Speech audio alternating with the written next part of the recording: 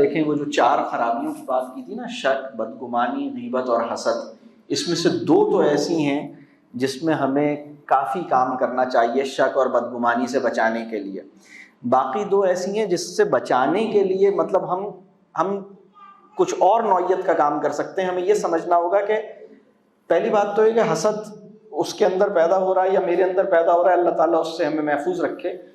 لیکن ہمیں یہ دیکھنا ہے کہ معاشرے میں عام طور پر حسد کو پروان چڑھانے میں کون سا فیکٹر بہت زیادہ ایکٹیو ہے. اس میں ایک فیکٹر بہت ایکٹیو ہے، وہ ہے نمود، نمائش، اسراف، دکھاوا، ریاکاری.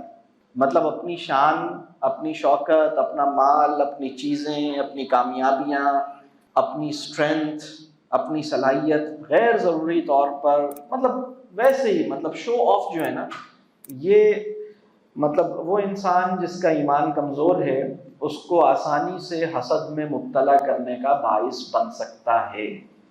تو اللہ تعالیٰ ہمیں اس پہ معاف کرے. مطلب یہ ہم کیوں گمان کر رہے ہیں کہ دوسرے کا ایمان کمزور ہے؟ ہم یہ کیوں نہیں گمان کر رہے کہ ہمارا اپنا ایمان کمزور ہے؟ تو جب ہم دوسروں کی یہ چیزیں ڈسپلے دیکھتے ہیں تو اس ڈسپلے سے ہم بھی بعض اوقات متاثر ہوتے ہیں. اللہ ہمیں معاف کرے. اس سے بچنے کا، اپنے آپ کو بچانے کا طریقہ یہ ہے کہ اس کے حق میں دعا کریں، اور جو دعا آپ اپنے لیے کرتے ہیں وہ دعا آپ اس کے لیے کریں. اپنی طرف سے بھی صدقہ دیں، اس کی طرف سے بھی صدقہ دیں، اس کو بھی تحفہ دیں.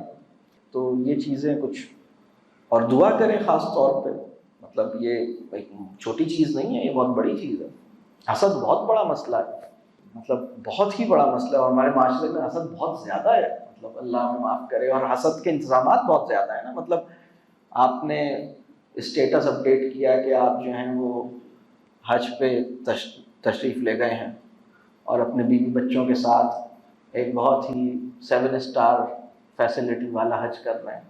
تو یا آپ مطلب ابھی آپ ایئرپورٹ پہ لینڈ کیا ہے، ابھی یہ کر رہے ہیں، ابھی وہ کر رہے ہیں. یہ جو تماشا چل رہا ہے نا، اس سے مطلب ہم باز نہیں آ رہے نا. مطلب صبر نہیں، مطلب سب کچھ دکھانا ہے، سب کچھ بتانا ہے.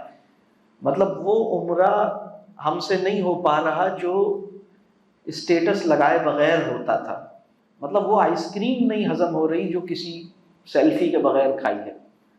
اتنی دشواری ہو گئی ہے اس وقت، اتنی دشواری. تو اللہ معاف کرے. ہمیں نیا جوڑا پہنا ہے، تصویر نہیں کھنچوائی ہے تو بس پھر کیا فائدہ؟ تصویر ہی تو کھنچوانی تھی، تصویر صرف کھنچوائی ہے اور کہیں لگائی نہیں ہے. یہ سب مسئلے ہمارے ساتھ بہت زیادہ ہیں. تو بہرحال، اور ایمان کو پیدا کرنے والی کاوشیں، انتظامات بہت کمزور ہیں. حسد کو پروان چڑھانے والے انتظامات بہت طاقتور ہیں. تو حسد تو بہت خطرناک مسئلہ ہے حسد. اللہ تعالیٰ ہمیں معاف کرے.